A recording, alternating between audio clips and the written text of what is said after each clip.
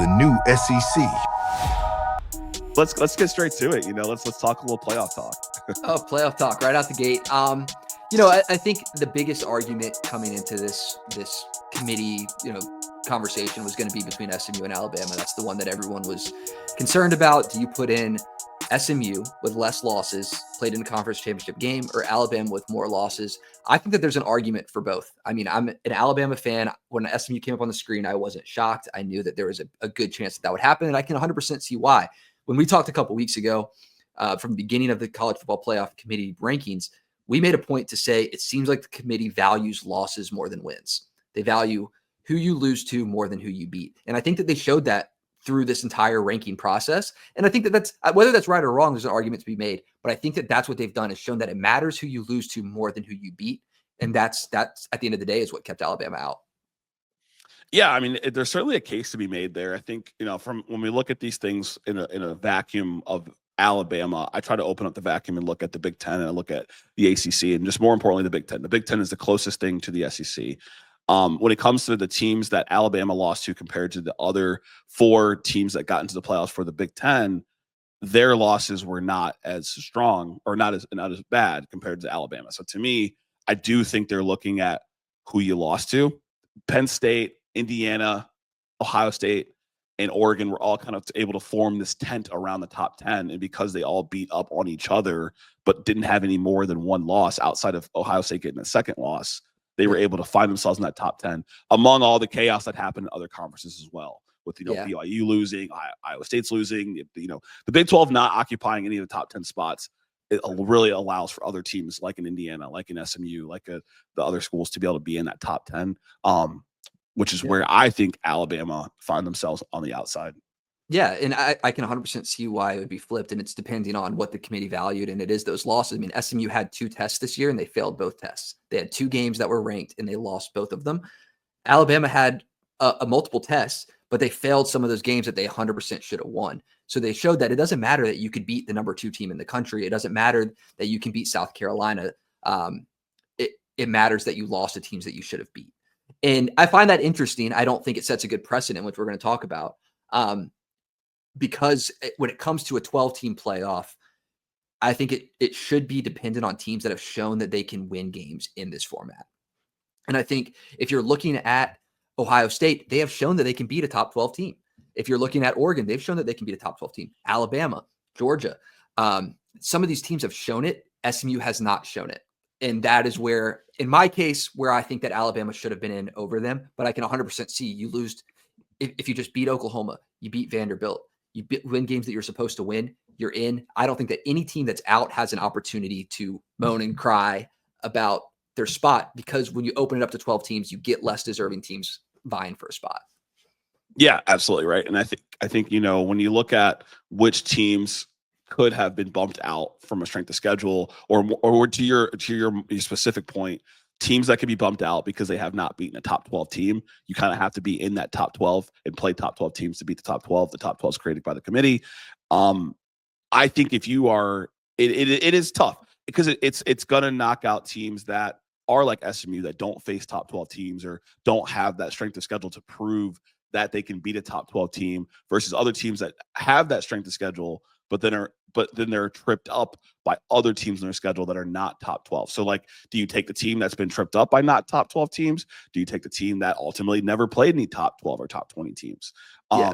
And the top 12 is more, of a unique, intimate club. The top 25, I thought Louisville and Duke should have been ranked in that to help from a boosting perspective. But in the sake of when we look at this committee and what they valued, it's tough because it's do you value top 15 wins? Do you value top 25 wins? Do you value even having those wins at all? And that's where I think a lot of fans, not just of the SEC, I think the Big 12 feels the same way, found fans wondering, what do you value as a committee? Yeah, and I think that it doesn't only apply. This isn't just an SMU conversation. I think it's fair to apply the same credentials and criteria to Indiana and Texas, who also haven't shown that they could do it. And I think that's completely fair as well. And that creates the bigger problem that is going on online that I feel like a lot of people are missing the point on. And I completely agree with you with the Big 12 feeling this way. I think that Arizona State could have absolutely been higher. They have multiple ranked wins. They have a common opponent with SMU in BYU. that they beat. They won their conference game, but they still find themselves behind SMU. I find that wrong. I find that really interesting that it went programs that that are way. pretty much in a similar spot. I mean, Arizona State's been Power 4 longer. SMU obviously just made the jump from the G5, and that's not to shame them or make them seem lesser than, but it is to prove a point of it doesn't align fully from a brand perspective. I don't know where it aligns there personally. Yeah. I mean, I think that there's an opportunity. I think that there is absolutely a case for SMU to be 17. That is where I would put SMU in my rankings, because I do feel like they should be behind in Arizona State. I feel like they should be behind in Alabama. But then you look at Ole Miss, South Carolina's resume, and you're like, okay, well, I don't know if SMU doesn't outweigh those teams either. And then you put Clemson in there. SMU also has a common opponent with South Carolina. Then you put Clemson, and then you put SMU over Clemson, which they did after Clemson beat them. So it all doesn't necessarily make sense to me, and I can see arguments either way. Right. But the point I wanted to get to on Texas, for example, when it comes to them not playing and beating any top teams, they got the number 3 ranked team, 5 seed in the playoffs, by not beating a single team that is ranked. It sets a bad precedent between them, SMU, and Indiana to continue that format. Texas next year will play the same SEC schedule, flipped venues. Just flipped, yeah. They will play Georgia, but they also will travel to Ohio State. In my mind, there is no benefit to playing that game when as long as you only lose 2 SEC games, you're in the playoff.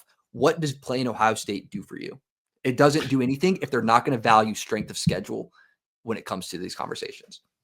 Yeah, and you know where I stand on that, right? Like it is proven. It, like, on one hand, it has been proven that you can make it to the playoffs and have a top 4 ranking, top 5 seed without the strong strength of schedule. I am aware that not all schedules are created equal. I'm aware that you can't control which teams are ranked in your schedule when these schedules are made, and college football operates in a model where they make these schedules years in advance, right? College basketball, they'll add games that same season or the season before. College football, bringing it back for Texas, the third point when I think about them is it goes back to the anchor and attempt argument to me. You beat Ohio State, you're going to be no further than 10. You lose to Ohio State, I don't think you're any further than 10 unless you suffer 2 to 3 bad losses in the SEC, which the schedule probably doesn't present those opportunities for them, but we don't know that, obviously, going into next year. Fair. I think 2 could be fair. If they have 2 bad losses, you beat Ohio State, you're making the playoffs. But what if you lose to Ohio State? You have 2 bad losses, you lose to Ohio State. I don't think you're out. I think you're still in. But it happened in Alabama. Because that Ohio State loss doesn't affect your positioning when it comes to getting into the conference championship. And it actually probably anchors you into that top 10, top 12 to me. Like it's Alabama with 3 losses that is now out of the conversation. They lost 3 games. So I feel like saying that Texas, should they lose to Ohio State, I think Ohio State is similar to a Tennessee that Alabama lost to. Alabama finds themselves out with those same amount of losses. So you're saying if Alabama had scheduled Ohio State this year and they lost to Ohio State, so they had 4 losses, they're out. But if they had 3 losses, but if they had 3 losses and one of those losses was Ohio State and maybe they beat Oklahoma, I think they get in. It's a different conversation. Yeah, but you're opening yourself up to more losses. There's no reason to open yourself up to more losses when the win-loss column is the number 1 criteria. That is the number 1 criteria by the College Football Committee that they've shown this year with this is the loss column. That is the most important thing. Yeah, there's going to be some teams that get flipped when it comes to the loss column. You're going to see, Indiana being behind some teams with 2 losses. But for the most part, what kept Alabama out was losing games that they should have won. So there's no reason to introduce more problems or potential problems to your schedule. They played Wisconsin out of conference. It didn't do anything for them. 3 players got hurt in that game that weren't 100% come the following weeks. Malachi Moore had an injury in that game that he came back from. Russ All came back from an injury in that game. So there's no reason to introduce more problems to your schedule. It doesn't help you. Yeah, winning those games don't help because Alabama beat the number 2 team in the country and they're out. It doesn't matter if you beat good teams. I don't think it matters as much in Alabama's situation because it happened in conference. Like, it mattered in the stance that first of all, it mattered because they're number 11 because they beat Georgia. That is the main. But they're out of the team. Playoffs, so that is the main ranked team on their schedule. Obviously, Missouri's ranked, but South Carolina's ranked. Georgia is anchoring their case to get into the playoffs. To me, right? I think it matters from that standpoint, and so it's an argument to me where there is inherent risk with scheduling tough out of conference games next year. I think where people are getting confused in this argument when they see what Greg Sankey has to say, when they see what was it Greg Byrne, who's the AD for Alabama, making statements about removing or reevaluating the strength when it comes to out of conference games going forward, is not because this year they played Western Kentucky and they played USF and they played Wisconsin. Ole Miss is out because of conference losses. Alabama's out because of conference losses. South Carolina has a gripe, and I think it's fair. Yeah, I think it's fair. I think Alabama has a gripe that's fair too when it comes to Clemson, but we can talk about that when we get a format. But the point is being missed on what they're saying, and I don't think it just applies to the SEC. It applies to the SEC when Alabama's going to play Florida State, Wisconsin next year. They're going to do a home and home with Ohio State. Down the road. Shit, BYU played SMU and won. And BYU doesn't matter. They have the same record. It didn't matter. Like their strength of schedule is probably comparative to what Arizona State's is. It's better than what Boise State's is. And BYU beat a SC or ACC runner up that the committee believes is a playoff team. Yeah. And they're not even in the discussion. So they're not in the discussion. So it doesn't seem like there's an issue with the system. But even for them, a Big 12 team, it does expose some holes in this format. And we understand that no format's perfect. We are grateful for 12 teams. I'm not saying go back to 4 yet. But it does expose an issue when it comes to how they evaluate the criteria when you're going to open it up to 12 teams, and not every team is scheduling the same way. Yeah, the point being made by Sankey, Greg Byrne, that we're going to evaluate these games going forward doesn't apply to this season. It looks at what's happening forward, and I don't think just so that way the point, because people hate Alabama and they don't want Alabama to be in. You're not saying it's an issue this year. I'm not saying it's an issue. Well. Here's a way for, I think, some people that are missing the point. It's a crack at the surface this year. It could be a wide hole next year. This year, if Clemson didn't schedule 2 SEC out of conference games that boosted their resume, strength of schedule, they scheduled Georgia, they had South Carolina. If they didn't play those games and they played Tennessee Tech and UMass or something, they would have a bye. Clemson would have a bye. It did them no good to schedule those games. They didn't win them, but why introduce that conflict to your schedule when all you have to do is win the ACC, you're automatically in, you get automatic buys. That's a problem. SMU had to sit here and sweat out this conversation, and a lot of that was because they scheduled BYU out of conference. They didn't have to do that. It did them no good to do that. They lost the game. Had they not scheduled that game, put a cupcake on there that they could have won, BYU wouldn't even be in the conversation. They would have been undefeated going into this past weekend. So when you look at teams for next year, Miami's got Notre Dame on the schedule. Alabama's got Florida State, Wisconsin. They're going to play Ohio State on the road. I know Florida State's not one to, but Texas plays Ohio State. We talked about why there's really no benefit for Texas to play Ohio State. The best thing you can do as a team is just win games. It doesn't matter if they're easy or not. And I think that that's a problem that the committee has put out there. They were in a tough spot, but that is what they've said, that if you win games, they can be easy games, just win. Yep. And I think that, I'm a very layered person. I think they've shown that for Boise State without the quality wins. UNLV being ranked still, to me, is a load of crap. I'm sorry. Yeah. They lost twice. The Mountain West only has 4 or 5 teams with winning records in their conference. People are not really diving deep into this because they like Boise State, because it looks right. They have the Heisman candidate, and it's fun. And it's like if we have to have one G5 team in, they're the team that's probably going to be the most competitive, right? Army's a great story. Bryson Daly, shout out, man, salute you. But you're not doing what Boise State's probably doing. So I think people aren't looking into it for Boise. But to the original point, it's like we have seen in this 12 team that certain teams. Heck, even Oregon had the 60th strength of schedule. Obviously, they had Ohio State on it. They had Penn State on it. In the conference championship. But their Oregon's strength of schedule was easy. Texas' strength of schedule was easy. Tennessee played UT Chattanooga, NC State, and UTEP on their out of conference, right? But they played Alabama and they played Georgia. They played Alabama. They played tough games. Those tough games aren't happening, though. Some conferences don't even necessarily have that to put in conference play. There's not even a scheduling within the ACC that they could put on SMU's schedule that would even look like Alabama's or Georgia's. You couldn't even create something similar. You couldn't even put the hardest teams in the ACC all on SMU's schedule, and it looked like Georgia's. And Like, it's tough to make that argument this year. I think you're right. Right. So do SC podcast. I think you're right, but I think it's tougher to make that case when you see the Arkansas take down Tennessee's, you see the Oklahoma's take down Alabama's, But to your point, from what the committee is showing us and the amount of ranked teams that the SEC has finished with, they're saying that the SEC has more teams that have the ability to trip up each other compared to the ACC, compared to the Big 12. So that's where, when you look at, are all schedules created equal? If all we have to go off of is SOS and the committee's rankings, they're not. They're not. Yeah. They're not. And despite the fact the schedules are not all created equal, you see teams like Penn State get in with a pretty favorable schedule, Indiana get in with a favorable schedule. I just have a tough time picking which teams from the SEC that were left out to put in over other teams. Okay. Personally. Okay. And I think that's where I want to get into this point, and this is one that me and you disagree on. I think it's a good one to cover, because I don't necessarily have a problem with SMU over Alabama. I can understand why. I can understand both sides. I think Alabama should have been higher. I think it sets a bad precedent for the strength of schedule argument. I think that the bigger qualm here, when looking at the bracket and the numbers change from ranking to playoff seed. And the problem that I have is with the format. One, that it's 12 team. I think 12 is too many. But the bigger problem with me is the auto bids. You have Clemson at 16, jumping all the way up into the pool and taking out Alabama.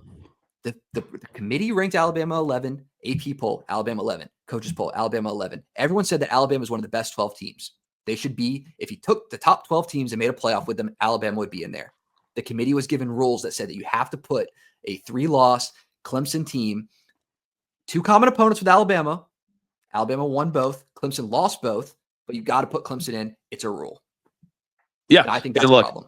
And I love this, right? It feels like Stephen A. Smith and Skip Bayless, because it's I'm pro, these teams that play stronger schedules being rewarded. And I feel like the reward is in that tent anchor buoy system, and in other regards, like them being highly ranked. You have a system right now. We're talking playoff format. We have a system right now that gives teams 5 auto bids.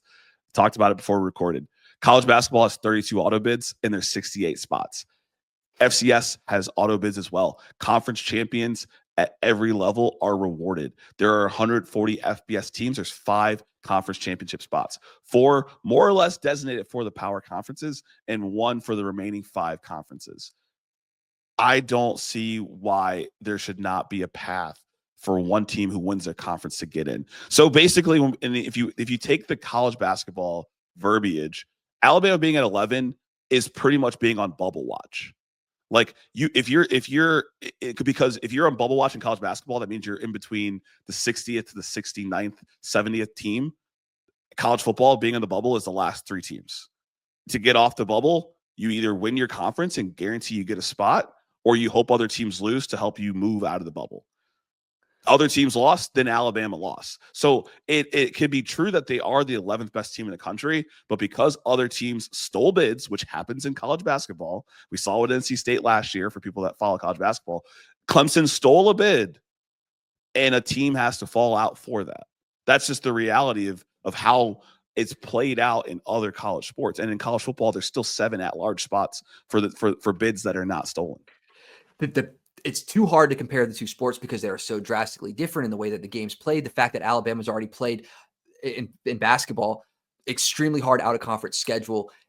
Because of the fact that there's so much crossover in teams playing out-of-conference schedules, it doesn't work that way in my mind. Because the Clemson basketball team is playing a ton of non-ACC teams. This Clemson team, they just beat Kentucky. Shout out to Clemson. So. Yeah, I mean, the SEC ACC challenge went in the SEC's favor 14-2. 14-2. Clemson at least took care of business on their end. But you can't make that argument because these teams are playing primarily a conference schedule, whereas in basketball they're playing a lot more. So there's shared wins and losses between a bunch of conferences. Here you're taking a Clemson team and an Alabama team, in my mind, and the schedules are so drastically different. In college basketball, schedules have so much parity because you are playing so many other conferences throughout the season. So I don't think that the conversation works there.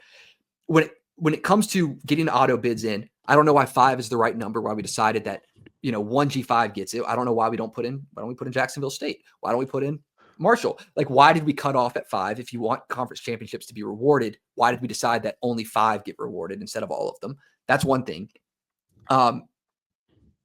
I can understand. I know why, because they're not all equal. There's only really probably one G5 school that deserves it. And just safety, right? I mean, it's more football games. But what about Army? I mean, Army put belt to ass against Tulane, Yep. but they don't get an auto bid. So like the auto bid system, I think, is flawed in a way too.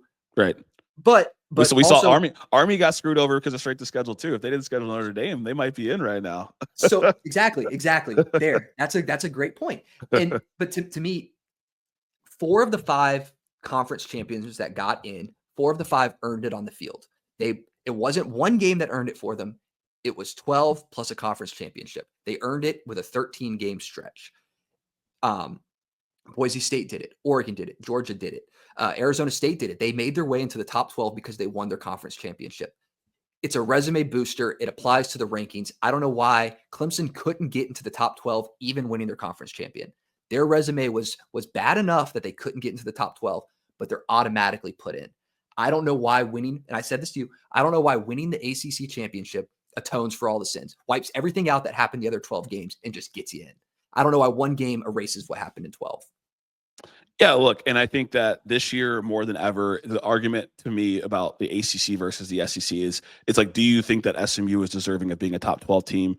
Do you think that Clemson's deserving of being a top 12 team in this season? If we're gonna put a microscopic lens on the SEC, SMU lost their tough test to BYU.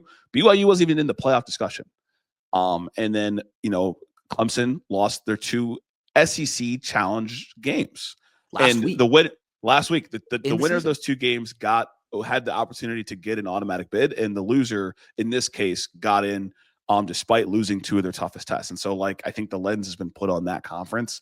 If it continues to play out that way, and on the flip side, it feels like the SEC or other conferences are playing a tougher road, I'm sure that they're going to continue to reevaluate this playoff format to say, okay, if the Big Ten, according to the rankings that we use, and the SEC according to the rankings that we use, are playing a tougher road to get to a conference championship, winning those games, and then having teams that won good games left out, while teams like the ACC and the SMU and Clemson are not winning their tough games, and they are one of those teams is losing the championship, and they both get in.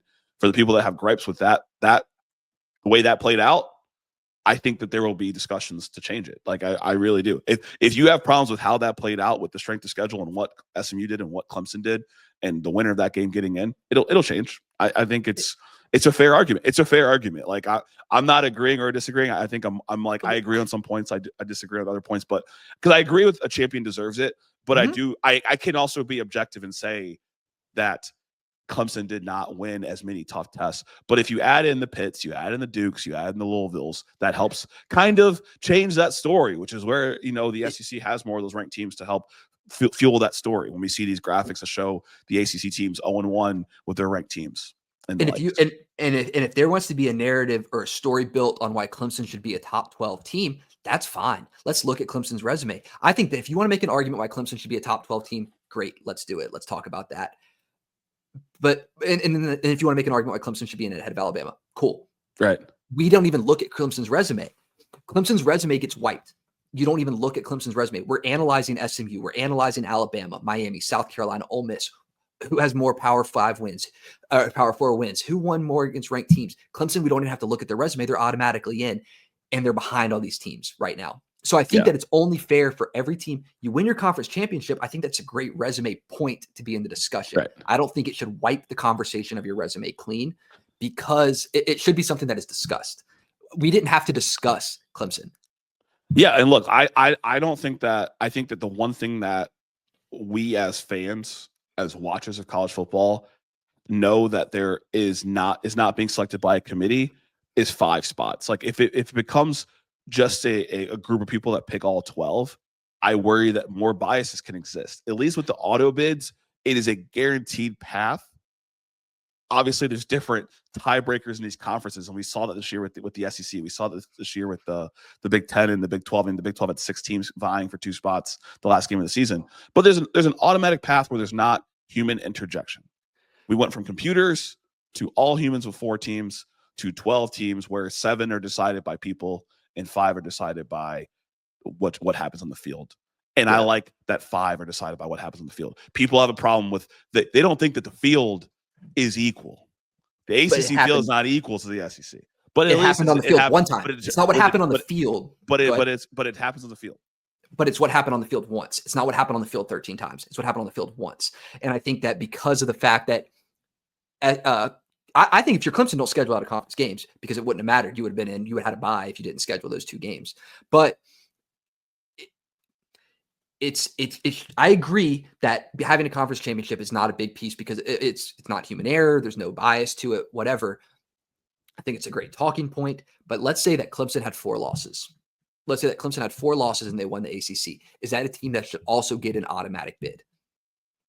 And like I had mentioned, I think in that scenario, if Clemson had won with 4 losses, SMU drops out. You lose to a 4-loss team in your conference championship, SMU falls out. And it's not about that. That opens up a spot. That opens up a spot. But my conversation, I'm not making an You deserve argument a for path. Alabama. But I'm not making an argument for Alabama. I'm making the argument that Clemson shouldn't be in. Should a 4-loss Clemson team be in the playoff? I think if you win your conference, you should make the playoffs. But I think if you're a top 5 conference, I support the conference championship auto bids. I don't support the auto seeding. I don't support the auto seeding. And we can talk about that. But I want to sometimes who makes the conference championship game in these new conferences that are wide open with no divisions is a result of math. It's a result of things on the field that didn't matter. You know, Georgia and Texas, they got in rightfully so, but we had conversations that was breaking all the way down to your opponent's win percentage of who gets in this game. You shouldn't automatically get in. You know, Clemson lost their last game, sat at home, and got bumped into the thing. They backdoored it after a loss. It's by making. I don't know why winning the ACC is. They didn't backdoor it. I mean, there was a tie between them and Miami, and then mathematically they won that tie. Yeah, but it's backdoor in a way that they lost that weekend, but because it was out of conference and because Miami lost their out of conference game, like it was just out of conference games don't play a factor in what you're doing in conference. We saw that earlier this season. I mean, LSU had lost to USC that had nothing to do with them being tied for first in the conference. But even interconference schedules are not all created equal. And I think that but back when it was split and every SEC East team played each other, it was a clear cut. This team is the best in the SEC East. The SEC and the Big Ten decided to add teams. Like the Pac-12 was doing fine. We'll get to the conference championship. I mean, Oregon's the Pac-12 champion. Arizona State's a Pac-12 champion. Boise State damn near might as well have been in the Pac-12 at a certain point. Like we were fine. We were fine when we had more balanced conferences and teams play each other. And the SEC decided to poach 4 teams over the last 15 years from the Big 12, and the Big Ten decided to poach 4 teams from the Pac-12, and so now we don't get to see balanced conferences, and the leftovers had to go to the ACC, and this is what is created. So now that it's not balanced, this is what is created. Yeah, and there's a whole point to be made there with the fact that the SEC got took some of the best teams, the Big Ten took some of the best teams, ACC gets who's left, and now but they all are considered equal and all get one little automatic spot, even though that the worst teams went to the ACC and gave them a little conference boost all season long, but the best teams came in to the SEC and the Big Ten, Oregon. Those teams that were the best were built on beating the teams that you don't think are as good. Texas and Oklahoma were built on beating teams from the Big 12, and sometimes would lose to teams from the Big 12. In respect to Texas, sure. In respect to Texas, what Sarkisian has built there last year, winning the Big 12, this year putting themselves in a spot to get in to win the conference championship. Like that's no shade, but it's like you're taking the best teams. Those best teams were good from beating other teams in those conferences. But Texas and Oklahoma, or wrong, they were beat. But now those teams that they were beating ass on are now the ones that are getting these automatic bids. Getting automatic bids are getting one bid. But between the ACC one bid, it's one the ACC spot. and the Big 12. But between the ACC and Big 12, it's 2 conferences that didn't pick up talent. They didn't pick up talent. Colorado, they added Colorado to the Big 12. Colorado's ranked. But they added Arizona State. Arizona State won the conference championship. They're within the Big 12. It's within the lens of the Big 12. It's within the lens of the ACC. Because what happened? BYU beat SMU. Exactly. These are the 2 shit conferences I'm saying. These are the 2 conferences that I'm saying are the ones that their prowess should be graded because of the teams that left these conferences. 7 of the last 10 Big 12 champions were won by Texas or Oklahoma. They are now in the SEC. 5 of the last 10 Pac-12 champions were won by What Washington or Oregon. what was the one team to win a playoff game from the Big 12? It was TCU. It was TCU before they got the worst bowl loss in history. TCU beat the Michigan team that Alabama couldn't beat the following year. Okay, following year, this, that, the other. It's 2 seasons. It's 2 different seasons. It doesn't matter. Seasons. I'm just saying, like, 2 different seasons. I mean, you can't say they beat this team that Alabama didn't beat the next year's. Teams are not the same teams. This Alabama team made the playoffs last year in the top 4, and now they didn't. It's not the same team. You can't make that argument. But 5 of the last 10 Pac-12 champions, Washington and Oregon, are now in the Big 10. So all of the teams that weren't winning football as much as these ones, I'm not saying they're bad teams. I'm not saying that Kansas State hasn't been good in the past couple of years, that Stanford didn't win a couple of Pac-12 champions in the last 10 years, now is in the ACC. The better teams are now with these 2 conferences. It's not an argument to say that the Big 10 and the SEC are the better 2 conferences. It's just not, but we're going to reward the winner of the ACC with an automatic spot. They are not a top 12 team. According to every poll, Clemson is not a top 12 team, but we are going to reward them being a top 12 team because they won this weaker conference. Boise State I think every other sport in college sports has opportunities for auto bids. This isn't every other sport. What makes it different? Well, for basketball, for example, like I'm saying, there's much more out of conference things that the majority of the talent goes to the same teams. Like in college basketball, it goes to the Dukes, the Kansases, the Alabamas now, like the Kentuckys. It's the same thing, right? I think the SEC had 48 or 52 of the top 100 recruits go to their schools. Like the SEC is the best conference. They produce the best NFL players. They produce, they generate and bring in some of the best talent. It's the pool. There's a pool of teams. And so I think we have to figure out what is the accurate percentage of that pool per conference based upon talent. 0. It's the top 12. It should be the top 12. It shouldn't be based on each conference. I think it should be a pool. And I think the SEC should have the most teams from the pool. I think the Big 10 should. The SEC they need to earn it. The 2 most teams from the pool. The SEC should Big have 12, to earn ACC, G5 deserve a spot, and then the at large is going to be SEC and the Big 10, no doubt. And that's SEC what we saw should have this to year. earn. If you think that SEC should have the most teams in there, they should have to earn every one of those. Big 10 should have to earn every one of those. I don't think it's fair to put if the SEC got 4 automatic bids, I wouldn't like that either. I think that nobody should get a clear cut. You are going to be in if you do this one thing. I think that you should take the entire body of work of the team. But your entire body is what gets you to the conference championship. Clemson took care of business in their conference. Would you? So their conference is not the other conference. Like winning the ACC, to me, is not what is it equivalent to? Is winning the ACC equivalent to winning the SEC in your mind? Ranked one for one, even. I'm not saying it's equal, but I don't think that means you take away conference auto bids. We can earn it. 4 teams earned it. 4 teams earned it. They did what they had to do throughout the season. Clemson did what they had to do in conference. In conference, but it shouldn't just be what you did in conference. So because you know what? So to your original point, this isn't a conference playoff. To your original point, if Clemson would have just scheduled easier out of conference, we don't have this dialogue. Absolutely. We're not worried about how Clemson looks out of conference because they beat a Tulane like Oklahoma. Yeah. They beat a Houston. They schedule like a little bit easier out of conference. Yeah. They don't do the Palmetto Bowl, which fans love to go to. South Carolina loves to watch them beat. Shout out to Lenore Sellers. And then they don't schedule a Georgia, and they don't come to Mercedes-Benz. And we got Kirby Smart over here complaining about playing road games when he plays 2 games in state and 6 others in conference, right? But back to Clemson, if they would have just scheduled easier out of conference, we're not having this dialogue of if they deserve it.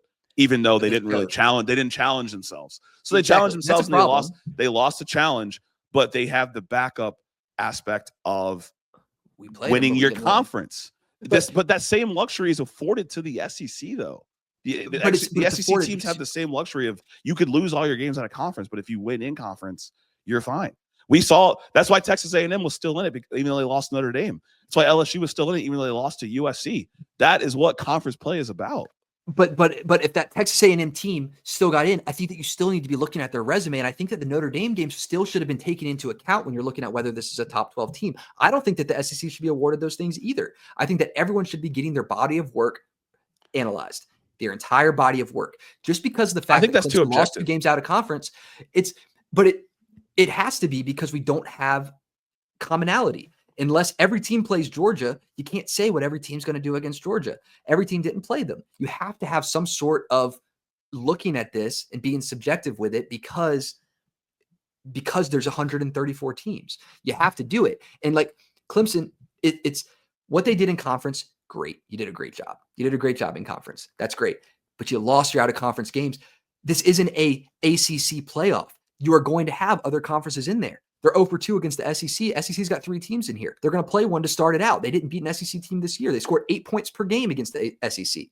So why do they deserve to get automatically in? Because they did okay, because they did good in their conference. Their conference isn't the end all be all. They need their entire body of work analyzed. I don't know. We're going to agree to this. We got to agree to this. I'm team conference champs. I think the bone to pick is with the Indianas, the Tennessees, the teams that got in from the at-large perspective, that the Notre Dames who don't play in a conference. Like if we're going to really look at the format, like to me, it's not Clemson who scheduled hard. They lost their games and they won their conference. Okay. All right. Well, we'll we're going to disagree on it because I mean I think that winning your conference championship should put you in a good position. But we agree that not all conference championships are like we agree that not all conference championships are not made equal. We agree that auto bids, at least I don't think that auto bids should determine seeding. You saw I sent you a bracket earlier where I think they reseeded it. It was a little more favorable and aligns to how the rankings look from the committee. I think you take all the teams and then you re-rank them based upon who you believe are the top 12 from the pool you have. The 7 you pick, the 5 that are ultimately bestowed upon you, and you think 4 of those 5 would have already been there. I also think 4 of those 5 would have already been there. But that is the beauty of college sports, having a path to winning your conference championship. And in this format, they pick the 5 rule. Yeah. Maybe they go to 4. They're looking at going from 14 or 12 teams to 14 or 16 teams. So those are the things that I agree on. I'm not like I agree that the SEC is better than the ACC. I agree that we should reseed.